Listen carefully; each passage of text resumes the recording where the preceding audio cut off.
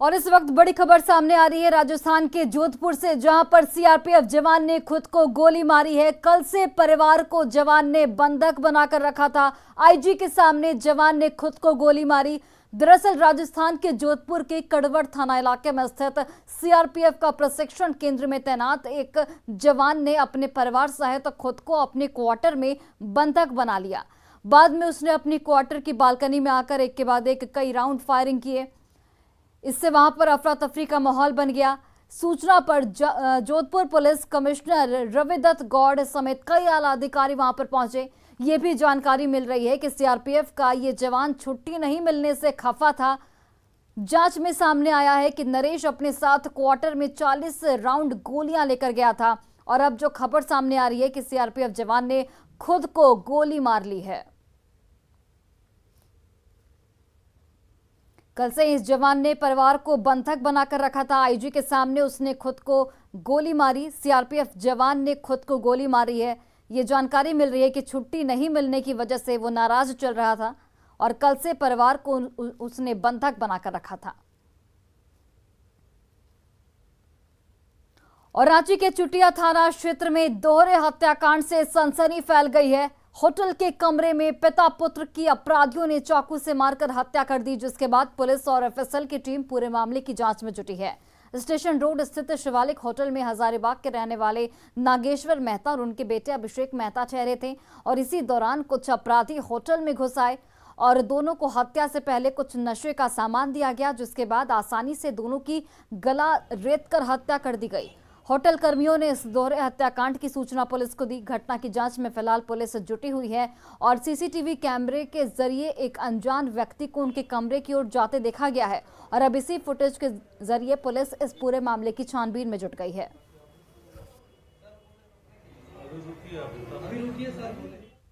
पिता पुत्र रुके हुए थे और कोई उनके रूम में घुस के पिता पुत्र को दोनों को नृशंस तरीके से मार के हत्या कर दी है।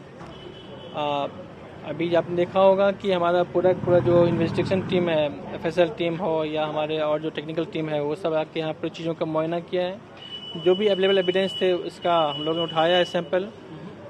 कुछ सीसीटीवी फुटेज भी हम लोग अवेलेबल है, हालांकि बहुत क्लियर नहीं है, हमने वो भी उठाया है। और अभी प्रथम दृष्टया कुछ बोलना उचित नहीं होगा क्योंकि अभी कुछ हम लोगों को बताने वाला नहीं है।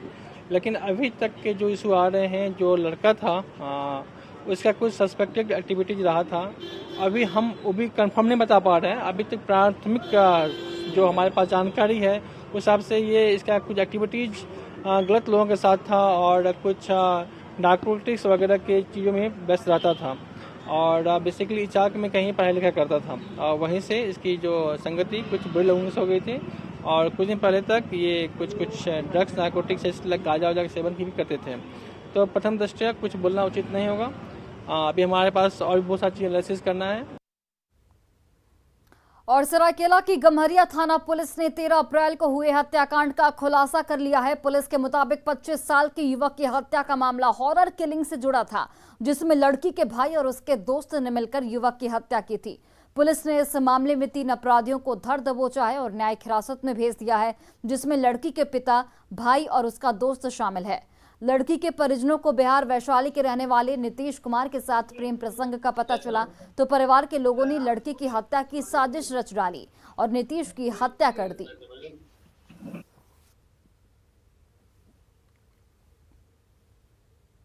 एक ही मोटरसाइकिल पे तीनों बैठ करके गम्हरिया थाना क्षेत्र में गांजिया डैम है मतलब वहाँ पे बैराज है छोटा सा, वहीं पर ये लोग लगभग रात 8 बजे पहुंचा। वहां पर भी लोग शराब पिलाया और उसके बाद दोनों ने मिल करके, लड़की के भाई ने उसके दोस्त ने मिल करके मृतक नीतीश को पहले गमछा से उसका नाक और मुंह ढका, जिससे बेहोश हो गया। और लखीसराय में बारिश नहीं होने के कारण धान की खेती पर ग्रहण लग चुका है। कई दिनों से बारिश नहीं होने की वजह से किसान डीजल पंप से पटवन को विवश हैं, मजबूर हैं, जिसके कारण उन्हें आर्थिक नुकसान का सामना यहां पर करना पड़ रहा है। बारिश के अभाव में धान की रोपनी नहीं हो पा रही है।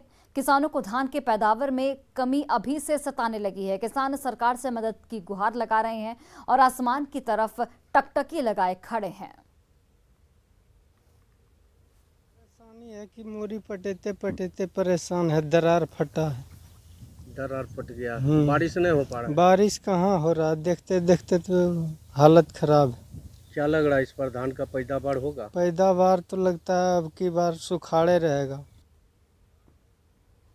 और जमशेदपुर में अधिकारियों की लापरवाही ने करोड़ों की गाड़ियों को कबाड़ बना दिया है। सतगोड़ा ट्रांसपोर्ट बस्ती में बने यार्ड में करीब 100 से अधिक ऐसी गाड़ियां हैं जो मामूली रूप से खराब की वजह से कबाड़ बन गई हैं। इस रिपोर्ट को देखिए।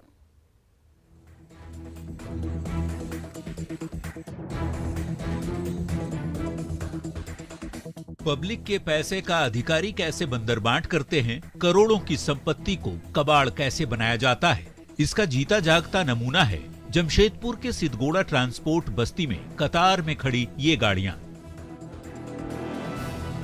जो रखरखाव और मामूली खराबी के बाद अब कबाड़ बन चुकी है। साल 2008-9 में जनता की सुविधा और साफ सफाई के लिए करीब 100 गाड़ियां खरीदी गई थी, लेकिन मामूली खराबी के बाद ही ये गाड़ियां अब कबाड़ में तब्दील हो चुकी है।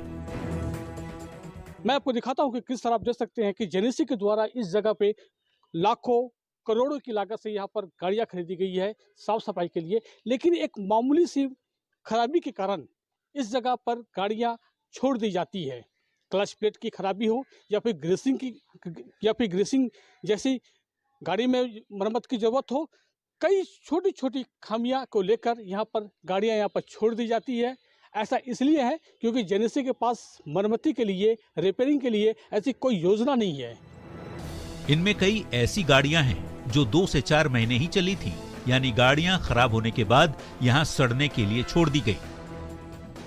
फिर पार्ट्स पुर्जे की चोरी भी हो जाती है। मतलब सरकारी पैसे की बंदरबांट की JNAC के अधिकारियों ने पूरी व्यवस्था कर रखी है, जिसे लेकर स्थानीय विधायक भी हैरान हैं कि पैसे आ जाते हैं भारत सरकार से राज्य सरकार को, राज्य सरकार दे देती है JNAC को, तो पैसा खर्च करना है, दिखाना है, तो जिस मद में खरीद करना होता है खरीद हो जाती है।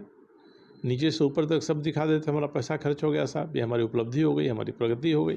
कबाड़ बनी इन गाड़ियों में 50 से अधिक बसें भी हैं, जिन्हें 2008 में झारखंड सरकार ने खरीदकर परिवहन विभाग को सौंपा था। बसों की मरम्मत के लिए जमशेदपुर अक्षेस को 50 लाख रुपए भी दिए गए थे, लेकिन सब अधिकारियों की जेब में चली गई। ट्रांसपोर्ट कंपनी से जुड़े लोग भी मानते हैं इस योजना में ऊपर से नीचे तक मिलीभगत कर भारी लूट की गई है। मेंटेनेंस नहीं होने के कारण जो है करोड़ों का संपत्ति जो है सरकार का बेकार हो गई है, और ये सब जो है मिली भगत जो है वो जेनेसी के पदाधिकारियों की मिली भगत के कारण ही हो रहा है।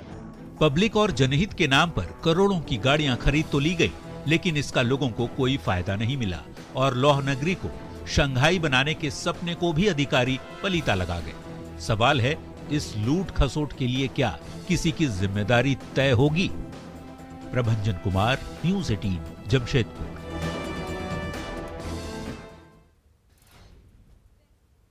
बंधवाए हाथ,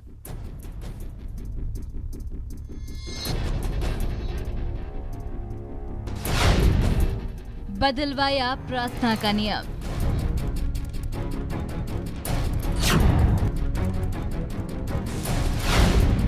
अब जामताड़ा में जुम्मे पर कराई छुट्टी।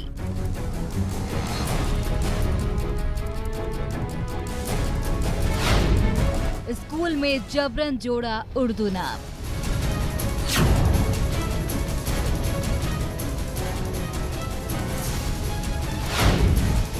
शिक्षा के मंदिर में धर्म का क्या काम?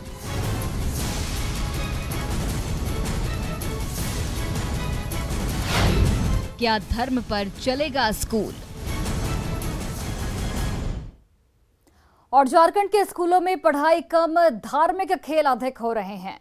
कुछ दिनों पहले गढ़वा के स्कूलों में हाथ जोड़कर की जाने वाली प्रार्थना को मुस्लिम लोगों के दबाव में बंद करवा दिया गया था। हालांकि न्यूज़ 18 और प्रशासन की पहल के बाद इसे फिर से शुरू करवाया गया, लेकिन अब इसके बाद जामताड़ा से भी जो खबर आई है वो हैरान करने वाली है। यहाँ स्कूलों में रविवार की जगह शुक्रवार को छुट्टी घोषित की गई है। स्कूलों में जो बोर्ड लगा है उसमें साफ तौर पर लिखा गया है कि शुक्रवार को जुम्मे की वजह से अवकाश है और रविवार को स्कूल खुले रहेंगे। इसे लेकर मिड डे मील का मेन्यू भी जारी किया गया है। वहीं स्कूलों में आगे उर्दू शब्द भी जोड़ा गया है। वो भी बिना प्रशासन और विभाग की मंजूरी के। जबकि सरकारी नियम के अनुसार ये है कि रविवार को ही स्कूल बंद रहते हैं, लेकिन उसके बावजूद भी जुम्मे की नमाज का हवाला देकर शुक्रवार को स्कूल में अवकाश की घोषणा की गई और इसे लेकर मिड डे मील भी जारी किया गया।